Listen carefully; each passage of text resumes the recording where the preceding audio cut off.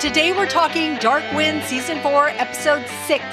Welcome to Screens in Focus. I'm Diana. Renee is here. Hi, Renee. How are you? Hello. I'm doing well. I'm excited for this episode talk because it was a good one. It was. It continues to get better and better. So before we dig in, I want you to imagine living in 70s Los Angeles. Okay? What job would you be doing? I want you to think about that. And I want you to think about that, friends out there, because that is our question of the day that we will answer later on. I think that's a fun one. I can't wait. All right. So before we get to the episode, I want to talk about that toothbrush scene because Irene breaks into Joe's hotel room and goes through his bag, which my husband is like, don't smell his clothes. Don't smell his clothes because that's just going to be weird. But that's before we see the toothbrush. Yeah, the weird part. Yeah, exactly. When he picks up his toothbrush and then we see her brushing her teeth, I'm like, oh my gosh. It's all those scenes that you've seen in the comedies or wherever you see where people do weird things with their toothbrush. That is like the worst thing I could possibly think about. Such an invasion of privacy. What did you think about that moment when you saw it? Well, the whole thing, watching her rifle through his stuff was, of course, very interesting. You're watching like, what is she going to do next? Oh no, what's she going to do next? And it just gets worse. So but the toothbrush thing, it's just like, okay, she's got a very unhealthy attachment to this man. I don't understand it, but I'm excited to learn what her fixation with him is. Is it the power? What is it that she's so, it just makes her so obsessed. But yeah, that was just gross and weird. I mean, just everything. But I loved how Joe went across everything that she went across. Like he knows where her mind is going in some sense, right? And like he knew to look in that lamp to find that bug. And Burns, what is it? And he tells her. And I'm like, this is so pack your stuff. Yeah. He is so the Joe that we want and need and love. And, he's just so good at what he does. So I loved seeing him in that. And I'm already going to hop to the end because that was such a moment that we had been anticipating. When would Irene and Emma come against each other? And the fact that it's at the very end and she's walking to her car, her truck, which is that beautiful truck of hers. I just love the vehicles. But she's walking to her truck and Irene happens upon her. And then they have that conversation. And Emma, slaps her with her keys or whatever it is and cuts her face. And she goes, oh, what is it about you? Oh my gosh, that moment. What did you think of that moment? I had tears in my eyes. I was like, do not hurt Emma. Do not hurt Emma. But I was so like, oh my gosh, what is she going to do? And I love that Emma didn't back down. I mean, she knows this lady's doing things and she was like, whatever, I'm not going to go down without a fight. And I just thought it was crazy because obviously she's, a killer. And so we don't know what she's going to do. But yeah, it was intense for me. And I had tears in my eyes and I'm like, no. Well, it was so scary because one, it was building to that moment, right? And so, and there was an intensity between them, those two, and the questions that Irene was asking her was like, what does he see in you? Yes. And I'm sure Emma's all like, what the hell are you talking about? Right? And then after she slaps her, gashes her, she says, you abandon him. You don't deserve him. Or you deserve to die. It flashes away from that. We see Joe figure it out. And with him running, that's when I was like holding my breath. Because the fact that those were her last words and then Joe is running, I had chills and I was holding my breath. I'm like, oh God, please, please, please, please. If I was worried, I was so worried at that moment. I had no idea. And I felt so thankful that Emma was okay and that he got to her because I'm like, I don't know what this woman is capable of. But at the same time, what just came to mind was, I wonder why she didn't do anything to Emma. Do you have any thoughts on that? I just feel like it was more of a warning to Joe, like, I can get to her. Like, whatever happens next, remember, I got this close to her. I got the cut to prove, like that kind of thing. So that's what I feel. Just like she's just showing her power, showing what she can do. And, obviously she's got plans for him, but I think just to remind him when whatever happens next, that, that's, she can get that close to Emma. And so. Because I'm thinking she probably thinks, if I do something to her, then he's really going to get pissed. Mm-hmm. Or maybe we can't play this game anymore. But I think you're right. It's because she has control. Because she didn't get... When Emma slashed her, I thought we might get more emotion out of her, and we didn't. So, which I'm glad. Yeah. I'm glad the whole time Joe was running, I was like out loud sitting on the edge of my chair going, no, because I thought he was going to find her. I know. That's why I was so panicked. I think we were all panicked. So that scene was shot beautifully because of that. Because it was that anticipation of like, what are we going to see? And that almost makes me go back to the very beginning and throughout all of this, because there were so many intense moments here, so many action moments. So what stood out to you? What were highlights? Well, one of them was all the action. Yeah, definitely. I mean, it was just, we've been enjoying to see Joe kind of getting back into his self in his job, because the beginning we were seeing him do the things that he feels Emma wants him to do. And so kind of pulling away from his job and focusing on those things, which are fine to do. But at the same time, I felt like he wasn't quite doing his job so much. Well, now he's like into high gear, and there's a lot going on, and he's right there in the thick of it. And that's what we love to see from Joe, So that was one thing that really stood out. And I loved his interaction with Sonny. I thought that was really cool, because I liked how he said he explains some of Irene's goings on to Sonny and says, you're protecting a woman who treats our elders like dolls, like to bring that to like Sonny, like, you're on the wrong side of this. This woman, will just get rid of you and not think a thought of it. And I think that's kind of what makes him be like, oh crap, I'm disposable too. I better help these guys, and maybe I can, help myself somehow if I help them get to her. So I love that interaction between Joe and Sonny, because Joe, he controlled that conversation and knew exactly what he was saying to get to him. Absolutely. I love that scene too. I loved all of that. Again, Joe being the detective that he is, knowing what to say, knowing what to do, all the moves, even with the FBI being there and knowing that they were making the wrong call at certain times. I mean, these are the FBI, and they still don't know what they're doing correctly, right? It's Joe. Joe knows it. But I thought the same thing. He knew exactly what to say to him. Because Sonny talks about being in the war, coming back, fighting for others. And here we come back to nothing. We're treated not very good at all after everything that we've sacrificed. And we have to do what we have to do, because Joe does question him, like, why are you bringing our people into this? Like, why would you do that? And he's like, well, it's to survive, basically, because that's all I can do. Because I was thinking about Sonny through this and thinking he does bad things, but I don't really think he's a bad guy. He just does bad things. I did feel bad for him when he got shot. I did. I thought, damn. Because there were moments of him that I kind of liked him. I know he did wrong things, but there were moments that I think he could have swayed the other way. I think he could have turned his life. He wasn't completely bad.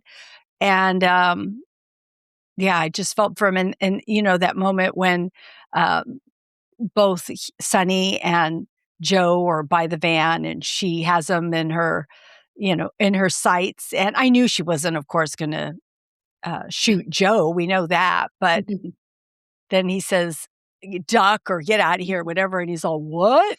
Like, he hesitated. Sonny. I thought what a move. So you are in the middle of all this crime stuff. You should know better. You just do whatever you know.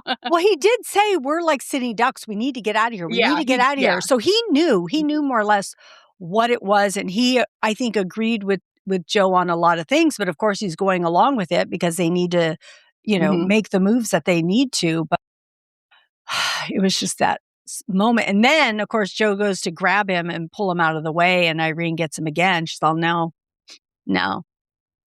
And then that phone call, the payphone call when they want to talk to Joe and she says, this is all your fault. You made me do this? Yeah. What? Well, how did that, how is it his fault? Yeah. Yeah. And just all of the scenes that we saw with all the action and all the running and Joe running up to go see if she was where he saw her. And of course, she's gone by then. But there was so much action in this. It really... and again, I know we've said this before, but I hate when it's over because it goes by so fast. And I even said to myself this time, why can't there be a 2-hour episode? Yeah. Why is it only 1 hour, or give me 90 minutes? So, yeah, I was loving all those moments that we saw. Were there any other highlights that stood out to you? Well, just that she's finally getting his medical attention for Pete's sake. We've been watching the poor man, bleed out and do all these things. At least, I get the spiritual side. There's still, all the stuff going on, but at least his body is being healed finally. The poor thing. So, yeah. I don't recall, and you had mentioned this last week or the week before about one wound was his, but we weren't sure about the others. But what was the one wound from? Why can't I remember when he first got hurt? Wasn't it in the Death Hogan? Was it? I don't know. I can't remember. I guess that's what I was thinking. But now that you're saying that, I'm second guessing that whether that or I'm not certain. I guess I just thought that's what it was. Because I kept thinking they were just in his head. And I know some of them were when we saw it like moving. The second one, yeah, he had that one on the other side. Yeah. I think that one was because we talked about that. We're like, was that one real or not? We couldn't figure that out, but obviously it is because then they're just focused on that. But well, wait, was the first one like when he was going in, like he rubbed himself up against something? I don't even know. That's why I'm like, what happened to Chee that I cannot remember how he got injured? Somebody tell us how Chee got injured because we don't recall. You're probably right. It probably was then. I just cannot remember specifically when he got hurt. And so when she sees it, yes, he's getting medical care for that. So, but that was good. Yeah. And Bern and Chee had some different things happen with them at the hotel room. Of course, he is like beside himself when we see Sonny brings her in. He's oh my gosh, no, not her. Don't do anything to her. And of course, she sees that he's burning up, and we see how much they care about each other. But once he gets to the hospital, there's a little bit of a shift. We see different scenes with them, but it's interesting because one of the things that I noticed was that Bernadette really wants a clarification from him that he's not giving her right now. Any thoughts on their conversations? Yeah, because I was kind of like, it's kind of a bad time for that, I believe. The man is, you know what I mean? Like, I know she doesn't understand, about, I don't think at this point about the ghost sickness stuff going on. I think she just, physically he's really hurt. He was just pistol whipped and he was singing, and then he's got this gash that's infected and all these things, fever and all this. It's like, why would you bring this up now? I mean, like sometimes and I mentioned that in one of the earlier episodes where he was talking about them moving in together. It was just like such an odd moment to put that in, and that's what I felt with this too. It was like, this is not the right time to be, he's not even thinking straight. What do you want him to say? And so I don't know. I just thought that was an odd moment for her to force that issue when let him heal a little, Yeah. Well, I wondered that too, right? Because I feel like she wants clarification because of her conversation with Emma, and Emma basically saying, don't lose yourself waiting for other people. yet what do you want clarification on? And you're right. This is not the moment because you're not in your right mind. And you've seen he's not in his right mind because you had to pick him up off the streets because he was thinking his mother was there in the streets. And you even had to tell Emma what was going on. And Emma was the one who said, listen, she go see this elders or the spiritual people to help you because only our medicine can only help you so much, or this medicine can only help you so much. And, you have to go and get help. You need to go back to the res and do that. And of course, he's like, no, I need to find Billy first. I'm like, no. And then she says, I've seen that people not tend to this and it's not good. You need to do it now.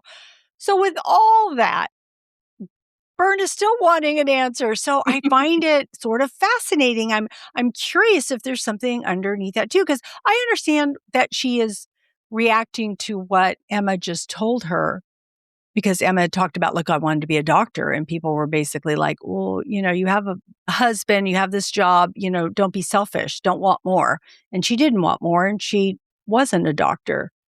Which is really sad because just another thing that women weren't able to do or be. All the more that I love that Emma does support Bern in doing and being what she wants to be and moving forward. So I don't know, but I do love that we get to see everybody working through their stuff. Like everybody has their own stuff, right? Emma has her stuff. Bern has hers. Chee has his. Joe has his. Like no one has it all figured out. Everybody has something to go through, just like all of us in real life. We all have things to go through. So I love how it reflects. And I think that's why it resonates with people, because we can understand and feel what people are going through. Is there anything else that struck you with all these relationships and characters? I really love, kind of touched on the conversation between Emma and Bern, but I just felt like that was just really, I want to say it was almost the best of the episode just because of the, reading into it a little more, like showing, it, reminds women how important it is to have a strong woman, another woman in your life that can tell you these things, that can help you see them from the other side, because you're so focused, okay, this is what I feel, this is this, and she's, helping her, also reassuring her. And so I love that, once Bern shares that when she got back from the border, she had spiritual work to do. Yeah. And I love the quote that Emma said was, our ceremonies don't erase what happened, but they helped us carry it with us. And I thought, wow, what a neat thing to think about, even as people that like, I don't have like spiritual, well, go to church. So maybe that, that's my whatever. But like, to think about that stuff, like it doesn't ever go away, whatever your issue is, but these things that you rely on help you carry it, and I just thought that was so profound. And I really appreciated that. And just that conversation of that. And then when, Bern starts bringing up her doubts and things about the job, I love that, Emma shares about the doctor, which again, like you said, is just sad that she didn't get to do that. And then her quote, she reminds, Bern, don't let other people decide what you deserve. And that, again, very vital information, but it's just like these little things. I just feel like she's just done these, this little Emma who we hadn't even seen for a little while. And then all of a sudden she's in with all this profound things, telling everybody, changing everyone's lives, like with these words, And so I just love that whole interaction between those two women. I loved it. I thought it was so great to see Emma this episode because I think you're right. She said so many things to so many different people. She said things to Chee, to Bern, but I can't help but think, are you going to listen to what you're saying? Wait, let me hold that thought for a second, because there was a moment where I felt like Bern was like backing Joe by telling her, hey, he's been seeing the elders, he's been sweating, he's been doing all this stuff. And then she was, oh, I got to go now. So she's I'm happy for him or something. I think she said something like that. Yeah. Like, okay, well. Yeah, I'm happy for him. I got to go now. Yeah. Don't push me anymore right now. We're good. We're good. Yes.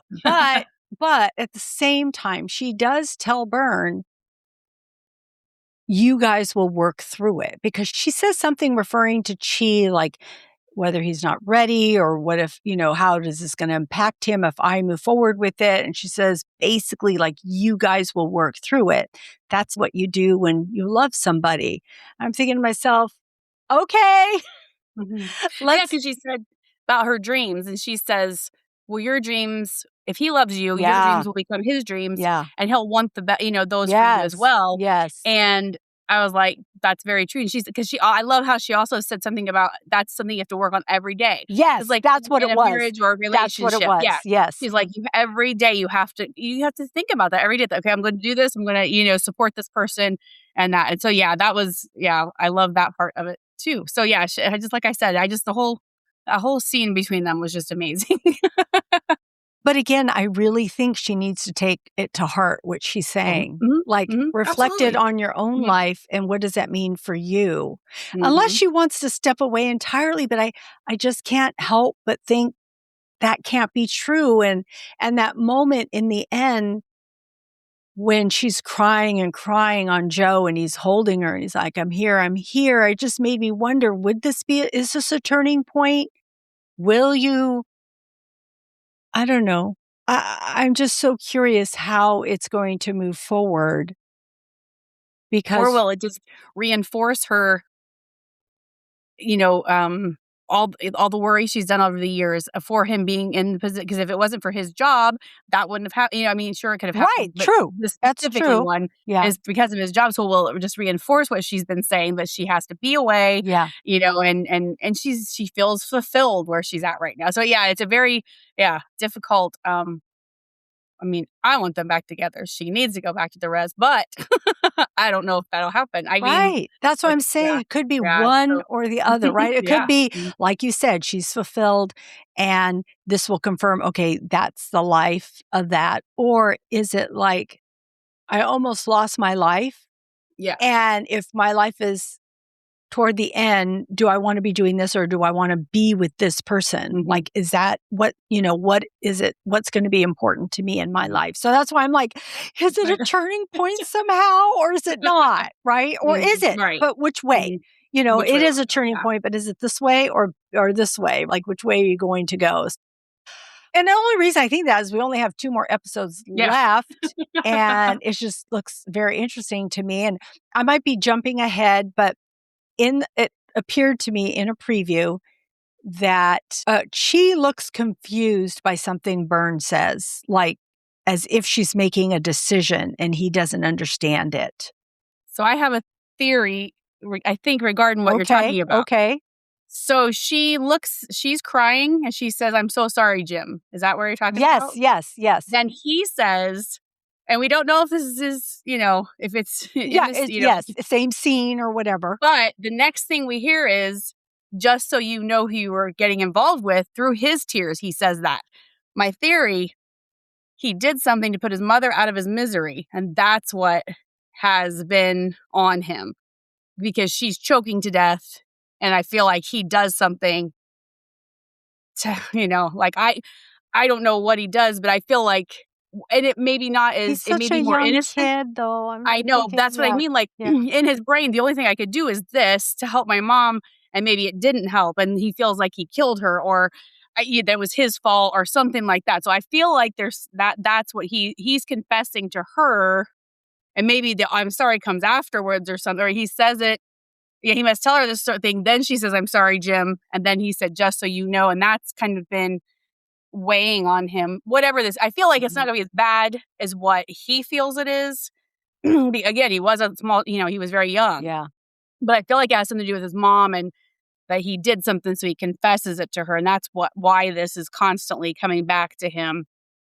Especially since we saw that scene where she's choking to death on blood or whatever, and not breathing, because we keep hearing her the lungs, all that noise with her lungs and things. So anyway, I feel like there's something there. And I think it's going to be heartbreaking for all of us to be like, no, it's not like, it's not your fault. It's not your fault, so I don't know. That was just my theory seeing that little clip there. Well, the only thing that makes me wonder is that he was a kid.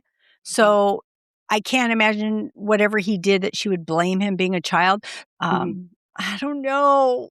I don't know. I just feel like it's going to be this I don't want confession thing. people breaking up. I did see a clip of both of them, and she was saying, you know, I had PTSD and I had to come back and deal with things, and now tables have turned and he's dealing with trauma, and now I've got to help him.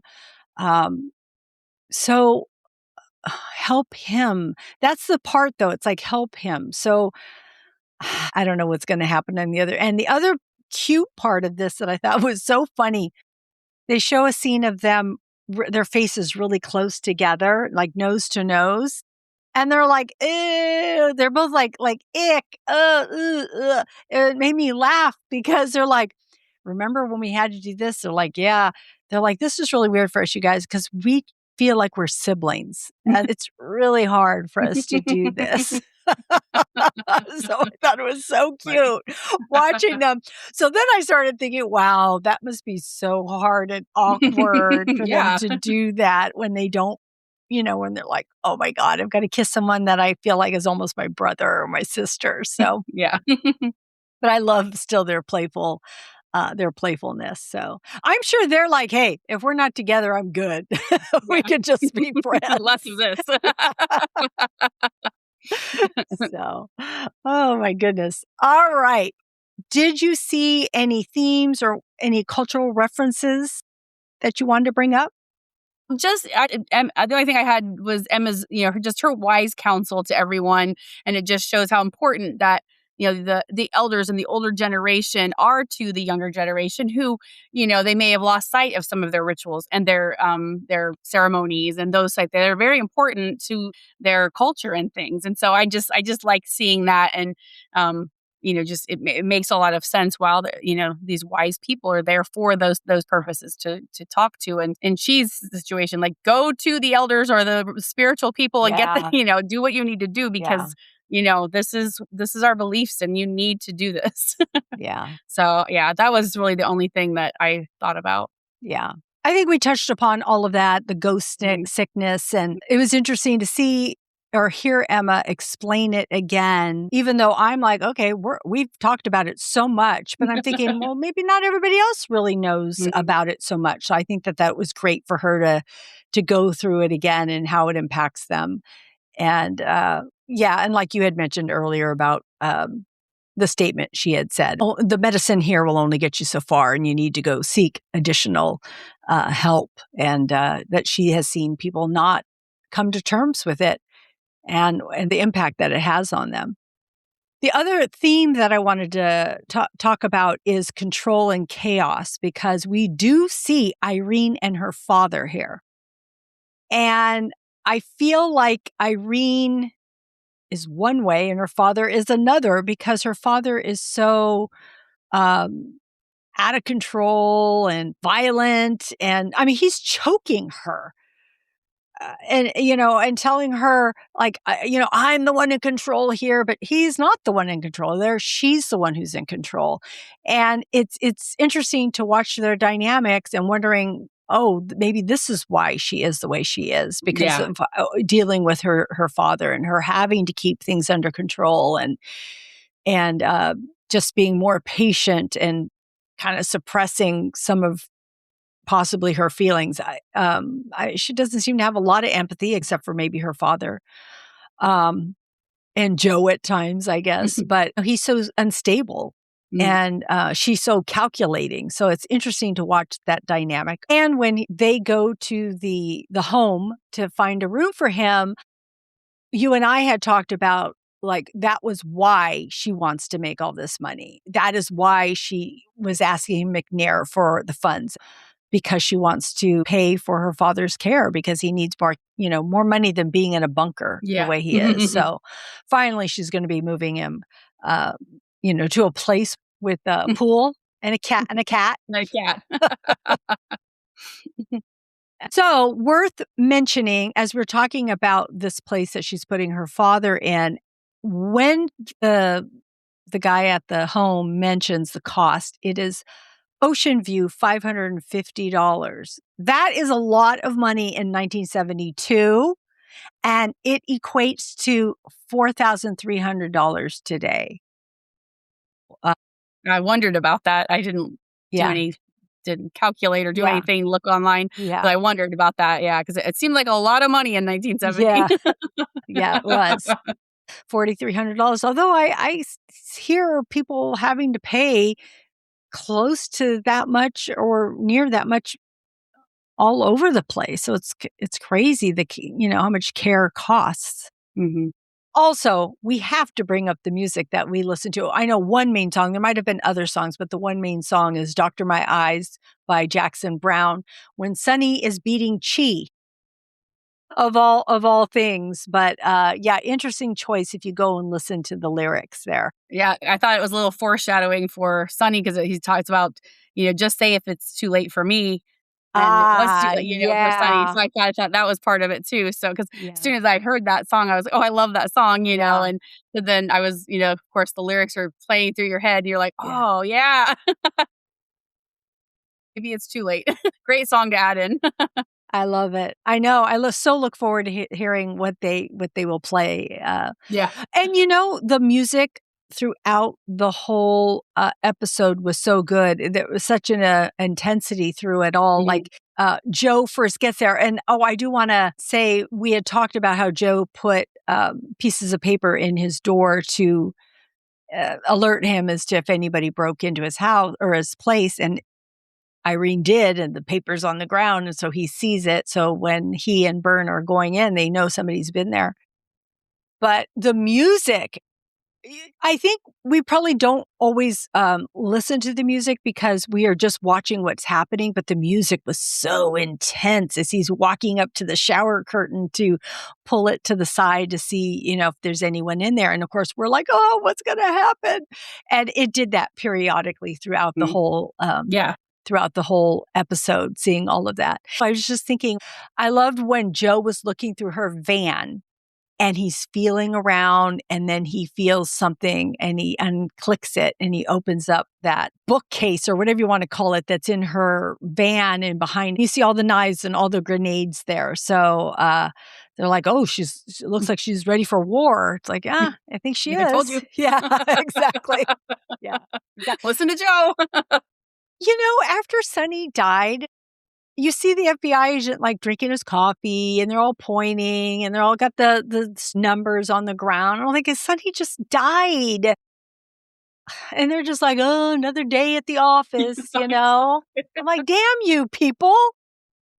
I'm curious because I feel like these FBI maybe, I don't know, maybe that's how they were in the 70s. I don't know. I was too little to know what an FBI person was. But anyway, like, were they that bumbling, some of them? I just felt like they're portrayed, and maybe it's just to make Joe look better. They're portrayed kind of like not so good at their jobs or whatever. I don't know, but I've got that feeling throughout this season. I was like, because I don't remember that. And we've had FBI agents in other seasons, and I don't remember those being so much like that. So maybe, Well, Chee was with the FBI too. Yeah, exactly.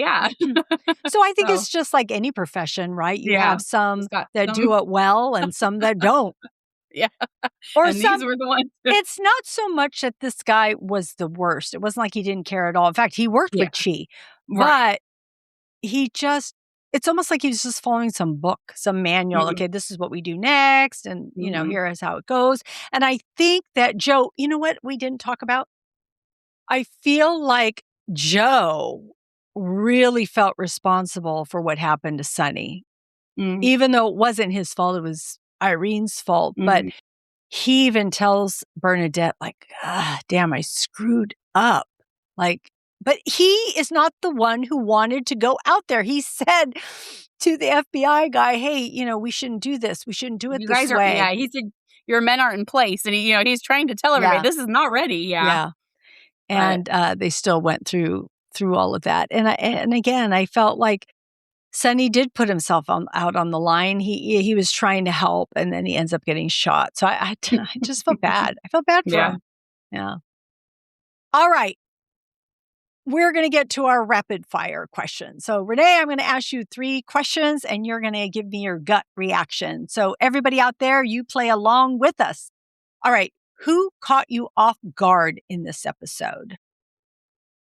I think Irene at the end, I still just was shocked. She's a killer. She has no remorse. We've seen all this. So I was shocked she didn't kill her.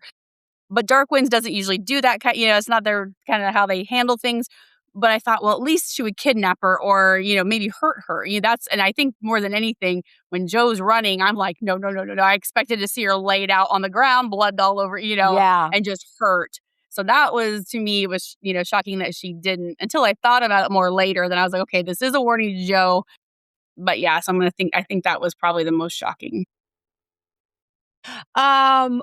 What caught me off guard? I am going to say, I'm going to say Emma, because I'm glad that she struck Irene, but I think it surprised me. Mm-hmm. I don't think I was expecting it from her, and just the way that she yelled and got her in the face. I'm glad she did it, but I'm like, oh, I wasn't expecting that. So yeah, I would say Emma. All right. What 70s visual detail caught your attention? I think just like the hotels and stuff, like we always want these big rooms now and these, suites with the separate room and this. So the simplicity of the hotel rooms and things. And I know there's still hotels like that, but yeah, I think personally, I'm kind of pampered when we go to the a nicer one. So I just it was just the way they're laid out and very simple compared to a lot of hotels in today's world. I love the 70s, so much of the 70s stuff. Okay, one thing was the phone. The phone was like a teal or a green, a blue, or I don't know what color it was. It was a very bright color. There was green cabinets. Mm-hmm. I just love all the colors, the outfits. Of course, I noticed Bernadette's outfits again. I love the little strings on her shirt. Mm-hmm. I love the vehicles. Yeah. I mean, Emma's truck and then Sonny's. I don't know if it was Sonny's car or if it's Joe's car, but they came in that car. And I'm like, that's a cool car. Mm-hmm. So I know I said a lot of details, but sorry, I couldn't help it because there's a lot of details. They all stuck out to me. I loved them all. All right. Who do you think is taking the next shot? So I feel like, we're building to a Irene and Joe showdown. And I feel like Irene made her move with Emma. It's Joe's turn. So I feel like Joe is something. I don't know what, but I just feel like it's Joe's turn. I know, but I'm thinking there's 2 more episodes. I know. So I'm thinking Joe too, but then I'm like, okay, no, wait. But then something else in there maybe. But they could just hurt somebody too with that shot, right? Because Billy's going to come into this next episode for sure. So I'm thinking and they're all in that room. So it makes me feel like, go ahead. What were you going to say? Billy? Well, I just was thinking in the trailer, Billy is in like a closet with a gun and Irene's walking past her. So maybe Billy will, maybe it's Billy, So I'm thinking, I'm thinking maybe something with Billy, but I'm not exactly sure what. And we haven't seen Leroy. Who knows if we'll ever see Leroy. Yeah, that's what I read that someone, I don't know, posted it. They're like, is he even cast? I mean, do we know this is going to be? So. Yeah, that'll be so. Yeah, so maybe Billy then. Yeah. All right. So this isn't one of our rapid fire, but is there anything you're expecting for or you're hoping for next episode? I just want to learn more about Billy. I'm just, I'm like, this is what the whole thing is kind of about, and we're not seeing her. We're not, we don't know. Did she go to see her mom? Where is she at? I'm just really anticipating what we're going to learn and see about Billy. That'll be so interesting, but I really want to see what's going to happen between Chee and Bernadette. It's going to kill me. I'm like, what's going to be revealed? What's going to happen with Chee? Is he because how is he going to get over things if he's not at the res? How is he going to get through this ghost sickness in the next 2 episodes? And Emma does tell him, if you don't take care of yourself, this could jeopardize everybody else. So you need to take care of yourself. So I'm really anticipating what that's going to be and how that's going to happen. I don't know, but I know. so much in the next 2 episodes. They're going to go by way too fast and I don't like it. For sure. All right. We are circling back to our question of the day. And that is, what job would you be doing in 1970s Los Angeles? I would be a hairstylist because that's all I ever wanted to be. That's what I do. And I think how fun it would be to do a 70s hair, it was a lot more simple for one thing. Feathered hair and, your Farrah Fawcett's and your, that stuff, So yeah, I'd be a hairstylist. Okay, what's so funny is my normal answer is normally I'd be an actor or I'd be a musician because those are my two dreams of what I ever wanted to be. But I'm like, you know what? Now I'm 1970s Los Angeles. What would I be? I said the same thing, a hairstylist. So I think that's so funny that we're both going to be hairstylists in 1970s We'll just Los open Angeles. a shop together in the 70s. It's fine. As I'm working either with my guitar or trying to audition for something, movies. There you go. So that would be us. But yeah, I could see people like coming in to, to get their hair done and knowing each other. And I just think that would be just a cool position. So yeah. All right, friends out there, what about you? What would be your job? What would you be doing in 1970s Los Angeles? We would love to know. You can leave us a comment wherever you're watching us or listening. You can get to all of our social media at screensinfocus.com. You can even call us because we would love it if you did that. You can reach us at 669-223-8542.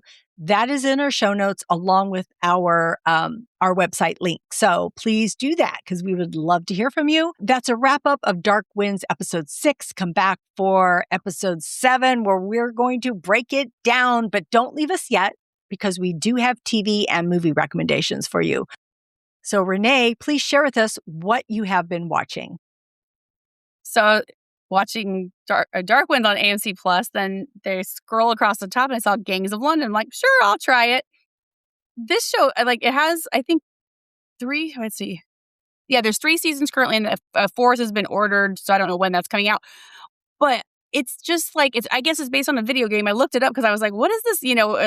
Just looking, I always like to look that stuff up. And so it's based on the same titled video game. And it follows rival gangs in modern day London and all this kind of thing. So it's just all these different groups and all this stuff. But it's really good. And it's crazily brutal. Like you cannot believe some of the action and the murders and the all these things. It's like, oh my gosh. It's just, so you have to have a strong stomach for some of this stuff. But yeah, I'm really, the first season, I'm just probably maybe 3 or 4 episodes in, but you're already feeling that. I don't know why. I wonder if I started to watch the first episode way back when. But isn't it anything? Is it not like I don't know why it makes me think of Gangs of New York, right? Isn't there Gangs of New York? Isn't it a movie? That's a movie, right? That's a movie. Yeah. I guess. I mean, I don't know if it has anything to do with that. I just know it's a bit based on the video game. That's all I really read about it, and that it had good reviews and things. People were like, when it first came out and stuff, some of the, the critical reviews, the critical reviews were really, praising it and things like that. So I don't know how it holds up the next couple seasons and then the new season coming out. But the first season, I'm enjoying it. I mean, it's like I said, you got to have a strong stomach for this one. But yeah, it's really good and very, kind of keeps you on your toes, like what's happening next kind of thing. Yeah. So I'm enjoying it. And then, I'm watching, I started The Jetty, and it's just one, it's a British crime drama with Jenna Coleman in that one. And there's a couple seasons, I think, I forget now, but I was watching it on Hulu. And I only watched the first episode, but I'm excited to see more. It's, she's investigating this one crime that's kind of related to a cold case kind of thing. And so it's pretty interesting. So that one's good. And then I finally went to the theater to see Scream 7. Oh, you went to the theater. I love it. I know. We've just been so bad about it. My husband's gone all the time. It's hard to go to the theater. But I guess I'll have to go by myself. But anyway, as a fan of the franchise, I liked it. I thought I'm like, these people are always so critical of these Scream movies. They are slasher films. Yeah. Don't try to make them out to be anything other than what they are. And I thought it was great. I thought they did a really good job with it. And I enjoyed it. And I've enjoyed almost all of them, It did really well box office wise, I heard. I think the critics were really harsh on it. Yeah. And it's like, okay, this is not some Oscar winning performance. This is a slasher film. Remember remember what you're watching. Yeah. So did you see it? I didn't. No. Okay. No, I'll have to wait till it comes out. Mm-hmm. I'm really behind on the Scream one, so I'd have to catch up, unfortunately. Yeah. Really Yeah. catch Well, up. But yeah, the newer ones actually are pretty good. I was like, oh man, they're just gonna. Yeah, but I've enjoyed all of them, so you know, most and people they have their highs and do. lows. People love them, so they're Yeah. good. Well, it's one of those things with me. I love a good slasher. That's you know, I love horror, but slashers, man, just give me a good slasher. And I don't care if it's realistic. I don't care. I just want to see it. So funny. What's your favorite slasher movie? Oh, just Halloween, the original Halloween. That's That's true. We've talked about absolutely, that. yeah. Just, I mean, Go check out Screams in Focus because we talk about that. Yeah. All right. yeah. That's great. All right. So what I'm watching, I just started watching Imperfect Women on Apple TV Plus. I think I watched 2 episodes or 3 episodes, and it's with Kerry Washington, Elizabeth Moss, and Kate Mara, and other people. There's a lot of people in this, but I was like, okay, I like it. I like it. It got decent reviews. It doesn't have great reviews, doesn't have suck reviews. It's right in the middle, but I am liking it. It's just a bunch of like these 3 best friends and somebody ends up dead, and it's just basically like secrets that each friend has from the other friend. And so I'm there. I'm like, I like it. It's good. Yeah, exactly. It sounds good. So, yeah, having a good time with that one. And then I didn't mention it last week, but Top Chef. I love watching Top Chef, and it's back again. They're in the Carolinas. It's on Bravo. It's just so good. It's just so good. It always makes me want to cook and eat and learn about new stuff. And it's just a good reality competition show. I did watch 2 movies. One is Nobody 2. It's out on Netflix. And did you see this one? Yes. Yeah. I love him. He's so good. And the first movie was good. And I'm like, I'm there. I think I feel like it might have had a little bit more comical. It's not comedy at all, but just a few more comical moments, but he's so good. I love him. So it's a good movie. If you've seen the first Nobody, you'll understand, and you should watch this one too. I went and saw Project Hail Mary in the theaters, Ryan Gosling. I didn't know what to expect. I knew it was about saving Earth. That's all I knew it was about, but it is really about connection and friendship, and the connection that Ryan Gosling's character, Ryland Grace, has with Rocky, this alien. And I cried 3 times throughout the movie because it just tugged at my heart. And it's so incredible how movies can just make you go there when they're, when this Rocky is a puppet, but you can still feel things in watching it. And Ryan Gosling is so good at what he does. There's a lot of science in this, so I'm going to say there were so many moments I wanted to pause and say I needed to look it up because I don't know what the heck you're talking about. I don't know.